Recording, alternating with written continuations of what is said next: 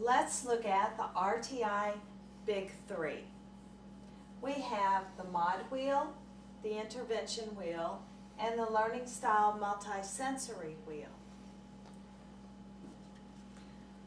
The mod wheel and accommodations for success wheel is a tier 1 wheel. On the mod side, there are behavioral mods. If a student has a behavior that needs to be addressed, for example, noncompliance, just spin the wheel and there are easy strategies to implement or accommodations to implement to help that student change his or her behaviors. At the bottom of this wheel, there's the autism spectrum information, some signs that may point towards an autism spectrum disorder, and some accommodations or some strategies for success with working with that kind of potential problem. Here's information about the law. Here are also some easy to use rewards in the classroom. On the flip side, there are academic accommodations. If a student, say, has a problem with reading decoding, here are some easy accommodations that may solve the problem. There's also information about possible signs of a learning difficulty and some general strategies for accommodations for that. The second wheel, or the tier 2 wheel, is the intervention wheel. Again, we have behavioral interventions on one side, and we have academic interventions on the flip side. Perhaps the student may be showing some possible speech delays. Just turn the wheel to speech delays, and here are some interventions that may help that student. Perhaps the student has poor handwriting or poor comprehension. Here are some interventions that may be used. Additionally, on this side is information about the law and something else that's important: behaviors that warrant immediate attention. For example, if you have a student who's exhibiting suicidal threats or suicidal ideations, that's not a time for RtI, that's a time for immediate action. On the behavioral side is a checklist that's really critical at the tier 2 level. Suppose you have provided interventions. You have a student who's not being successful. You're thinking about referring that student to special education. This is the pre-referral checklist. These are the things that must be in place before referring a student to special education. Now, this is a tier 3 wheel. It may also be used with the other tiers, but let me tell you how this is used. This is a learning style wheel. We have our different characteristics of our 6 major learning styles, and on the flip side are strategies for each one of those learning styles. That's one component. How can this be used? It can be used as an informal learning style inventory. Oftentimes it takes 45 minutes to administer an individualized learning style inventory. You can even give this to the student and say, take a look at these. Which one describes you? Which learning style do you think you are? And they can read through this while you're doing something else and say, oh, this is me. I'm this person. And on the other side will be strategies that you can write directly into the IEP that match that informal learning style that you've just administered. Additionally, there's information about what learning styles are, why this is important, how to incorporate learning styles into teaching techniques, and at the bottom is a checklist for a multisensory classroom. A lot of people think that incorporating multisensory strategies or teaching techniques is a big deal. But to have multisensory integration in the classroom can be as simple as providing different kinds of lighting, adding a few plants, here's an easy checklist to incorporate multisensory integration into the classroom. And then on the back side is a checklist for incorporating multisensory techniques into lessons.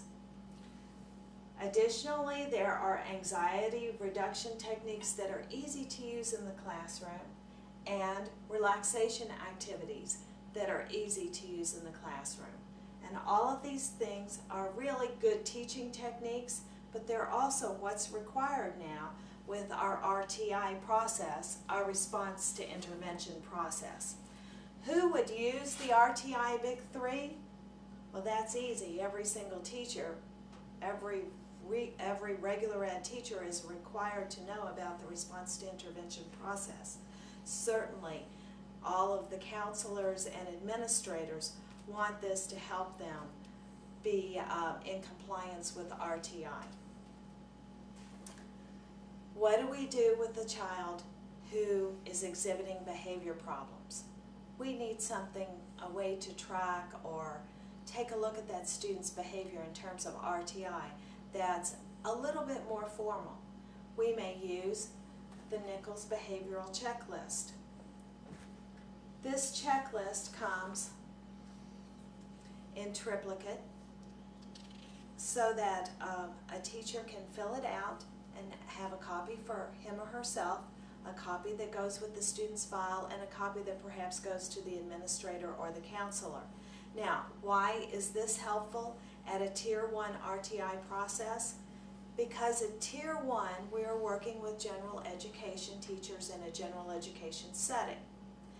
The Nichols Behavior Checklist does not have 300 items on the checklist, nor is it necessary for the person who's scoring that or interpreting that to have a counseling specialization or be a school psychologist or otherwise have a particular license. This is an RtI tool for taking a look at behavior, taking a look at the behavior now, implementing some strategies, and then do the checklist again in, say, 6 weeks or 3 months or whatever the team has determined is the appropriate processing time.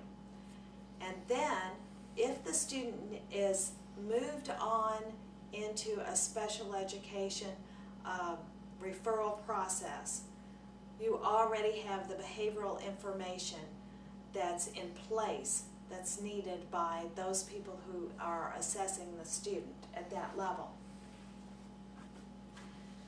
Additionally, the student information report from the parent is available, and this includes all of your developmental information that's needed to be gained from the student, from the parent about the student, changes in information about the family situation, daily habits, behavior at home, what the student does during his or her free time, a basic health history. There are also tips for the teachers included. Some general tips. For example, be consistent, maintain routines. The best surprise is no surprise at all. For our students who are exhibiting behavioral problems, these tips can very well solve quite a few of those and stop the RtI process at the Tier 1 level. Many of these information pieces are available on CD. Additionally is the resource booklet that comes with the NBC. This tells the general ed teacher step by step how to work through the RtI process in terms of behavior. First, talking about what's going on with my student. What do I do first? What am I looking for when I fill out that checklist? How do I know what to group these behaviors, and what does that mean? What do these behaviors indicate? What's the difference between emotional disturbance and social maladjustment? Many of our general ed teachers really have not had a whole lot of formal classes in special education coming through their own degree process. And this booklet can be very helpful because it gives such succinct information. Learning problems impact behavior. Well, what is a learning disability? What is 504? What is IDEA? What is autism? What is ADHD? And what are some other problems students may have that the teacher may see in the classroom? Adjustment disorder, maybe anxiety disorder, depression, and so forth. What is the difference between the educational model and the medical model? And how do I use the NBC checklist? How do I use it as a baseline tool, as a monitoring tool, and how does the clinician or the counselor or school psychologist use this? Thank you.